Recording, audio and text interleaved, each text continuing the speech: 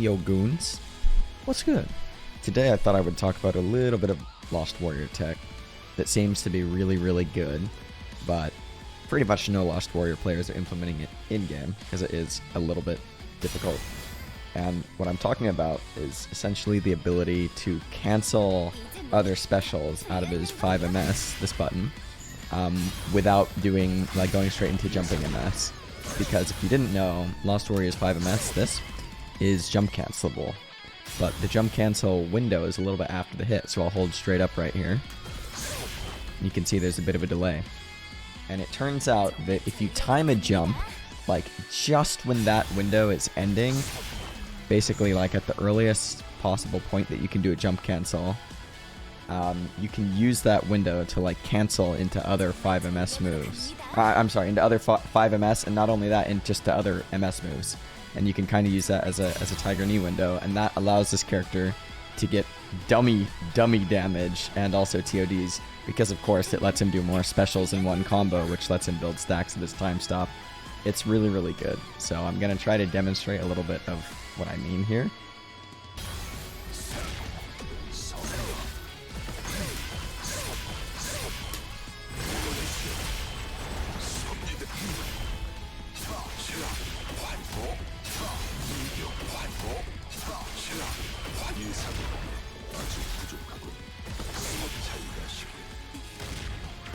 There we go. So as you can see, this is going to be a TOD on the striker. Right, so this tech is obviously really strong. So let me explain in a little bit more. Oh, and I didn't even use conversion there, by the way. Let me explain in a little bit more detail how I'm doing this and what I'm doing, because I'm not the first person to discover that TOD. That was discovered days and days ago. I don't know how someone found that so quick, by the way. But after labbing how to do it, I kind of figured out what the timing is, and that is what I found we're kind of lacking on in resources. So let me go ahead and try to explain how that works. So I've got my input history on now, and I'm hoping you can kind of see the timing there, but I'm also going to go ahead and move my mic closer to my controller, so maybe you can hear the timing too. And one nice tip I've found for practicing this is that there's kind of a way to know where you're going wrong. Basically, if you do 5ms and then you jump and you do jumping MS, that means that you did the jump cancel and then pressed 5ms. You did that too late. But if you did 5ms and then nothing happens when you tap up and then press MS, which is what you should do to do this, right? You want to tap up at the earliest possible time you can jump cancel, and then let go of up, go back to neutral, and press MS. That's how I'm doing it. If you're doing that but nothing happens, that means you did it too early, before the jump cancel window could happen. So that's kind of a nice way to gauge what you're doing. Also, in that other combo, if you kind of start to play around and figure out the timing yourself here, you'll find that after that third 5ms, the quarter circle forward MS, which is this button, will not connect. And that's because you actually can do this jump cancel trick not just to cancel into 5ms, you can also cancel into his other mana specials, right? And quarter circle forward MS is this sword button, which means that you can do a TK input for this. If you don't know what a TK input is, that's basically exactly what I'm doing here. When you buffer up on a jump cancelable move and then a special that would normally be arrow K, but not necessarily in this case, to make it come out as fast as possible and as low to the ground as possible. In this case, we just want to get the jump cancel as early as possible, essentially. That's why we're using the TK input. And the way I'm doing that is by doing a semicircle down to up in the jump cancelable window in order to cancel the 5ms into the quarter circle forward MS, which is really important for that combo that I showed you before. And the timing there is pretty much the same as the jump cancel window for this move, which I definitely don't have perfectly consistent yet, by the way. Except instead of doing just up and then neutral NMS, you want to do semicircle down, forward, up into MS in the same window. So that looks like this, essentially. And I actually find this to be a fair bit easier. You see I messed it up there. Because, right, here's the other thing about that combo. You can sometimes get crossed up there.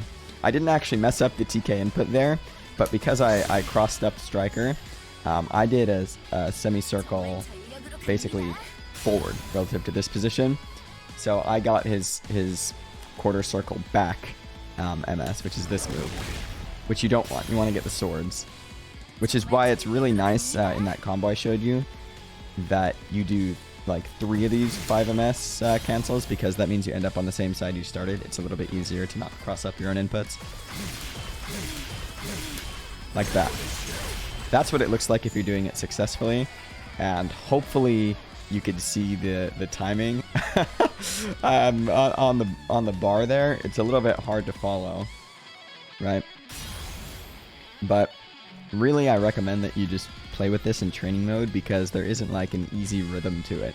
When I was first learning it, I was kind of looking at the Lost Warrior animation here, like, and what I was trying to do is follow like right when his sword comes to the top of that little arc that he swings there. But before he does like that little push at the end, like when he does that little extra push on the top of his sword swing there, that's like, you want to time your up input with that, basically. I know that's kind of hard to follow, but that's the way I was doing it. Also, I thought I'd mention that you don't have to be doing this kind of thing. You can still get a lot of damage with Lost Warrior without doing that. So let me show you the power of conversion with this character.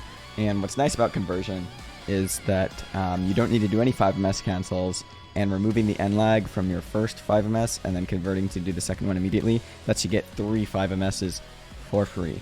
So I'll show you that. I am just mashing 5MS so you can see my input history, and I think they're even like TODs like this.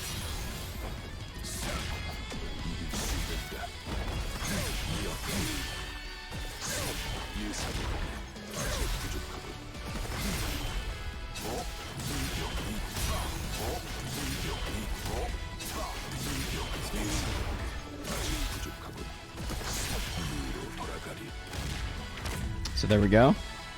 As you can see, that's going to be another TOD. And that is piss easy to do. That one required like really no technical skill. It's a little spacing dependent.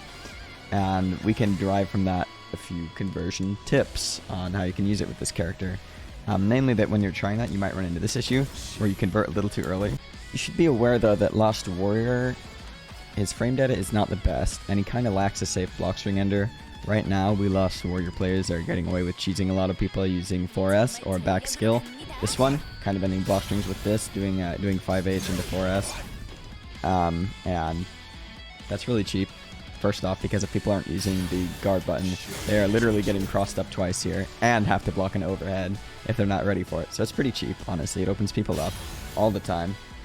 But going forward, it's pretty clear that this move is not safe. If you do it in the middle of a block string, you know, people can just whack you, jump up to a quick air-to-air, or if they have a ground-to-air button that is fast, they can hit you before you can get your 5A here while you're falling, right? And of course, his 5S also not a safe block string ender.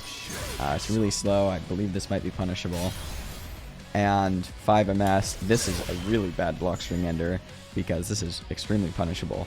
Which is why, by the way, the TK tech is really nice. But on block, you're not going to have that option. The TKs only work on hit. You cannot jump cancel this on block, which is where conversion comes into play. Conversion, of course, allows you to stay safe and continue pressure. You can go into something like an immediate low. And also with 5MS specifically, you can convert before the hit comes out and go for a grab. Like that. And there's no way anyone's reacting to that. I think you can do the same thing with 5S, excuse me, but I think that timing is a little bit harder to do it before the hit actually goes through. Let me see if I can get it. Like that. Yeah, it's pretty tight, but I think it's worth the practice in the end. And just in general, conversion is really good, not just on Lost Warrior. Something else you can do on all the cast. If you want to try to do an instant overhead, like on Wake Up, of course Lost Warrior has access to his jumping MS button that he can use for that, and it's pretty rewarding because you can OTG with that.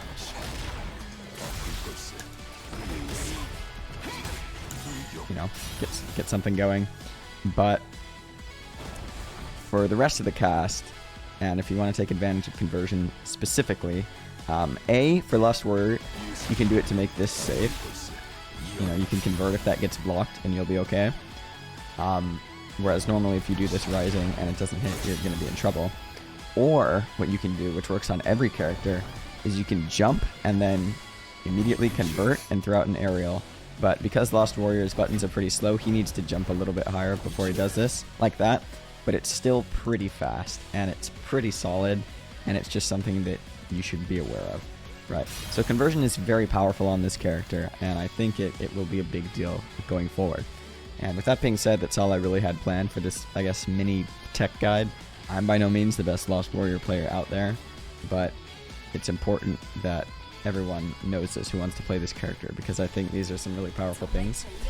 And if you guys manage to land some of the combos in game, let me know. I'll definitely be posting them if I do. So until then, good luck.